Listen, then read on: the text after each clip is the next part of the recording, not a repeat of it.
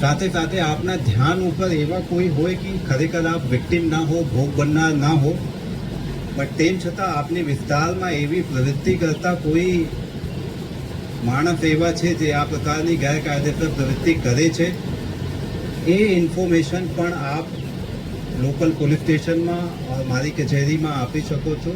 આપ પોતાના નામ પણ જણાવવાની મને કોઈ જરૂરિયાત નથી. અગર તમે ફક્ત માહિતી આપો છો એના ઉપર પણ આપને કાયદેસરની કાર્યવાહી કરશું.